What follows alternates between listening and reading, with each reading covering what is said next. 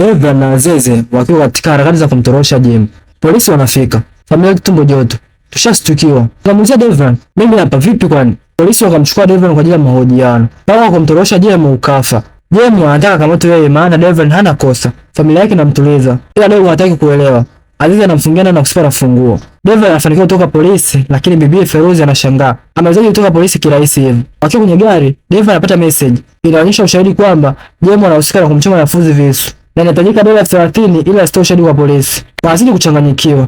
Devran, tunafanya sasa. Sasa tunazitoa wapi? Usijali, tutashughulikia na kulimaliza. Bila hata Jim kujua. Wakiwa ofisini, wanaanza njia gani ya kumjua huyu mtu. Jamaa anapiga simu. Akiwatisha na kupa maelekezo eneo pa kuziweka hizo hela. Azizi anachanganyikiwa. Hizo watazitoa wapi? Madogo waendelea zao na biashara yao. Karibu mnyoe, ni nzuri sana. Karibu sana, karibu. Baada ya kuwa na uoga. Kaka vipi yule mtu mkorofi akija tena? Usijali. Hata kuja mtaa huu. Mara ghafla dogo anatokea. Sasa mbaya ikabidi achukue vitu vyao na aanze kukimbia. Nenda wapi? Subirini, ninaogopa Madogo mbio. Tukimbie. Kwa bahati mbaya baada ya anadondoka. Nimwambia msiwe chochote hapa. Sasa nitakuwa sio kinyonge. Na biashara yangu kujitetea. Wewe vipi kwani? Unatakaje? Nataka kapigwa ngumi. Dogo hoi. Toka tuache. Toshi na kaka yangu.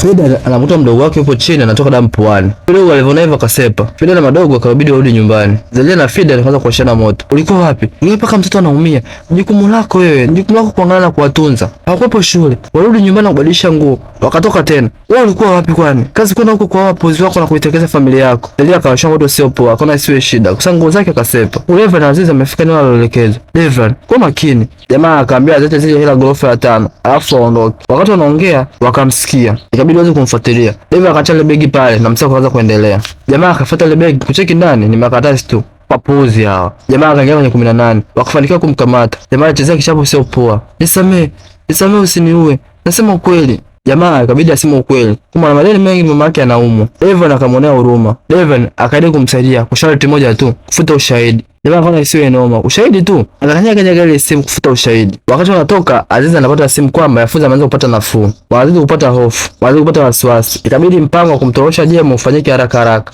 Usiku ule Devran ikabidi amfuate Jemo nyumbani. Nikwambia kwamba ajiandae anaondoka muda huu. Vipi kwani? Kuna nini? Yafunza ameanza kupata nafuu. Muda wote anaanza kaamka. Anaanza katoa ushahidi dhidi yako. Jemo akaanza kuandaa vitu vyake chap. Bibi Mary naye kutaka kumwacha mpenzi wake aende peke yake. Naye akaandaa vitu vyake chap. Wakasema kwenye gari wakasepa.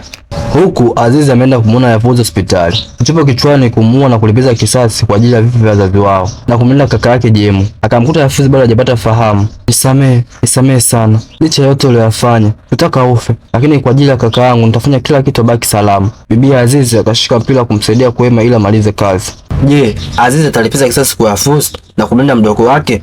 Usisahau kusubscribe, kulike, kucomment na kutana na notification. Uwe wa kwanza kupata video zetu kila siku.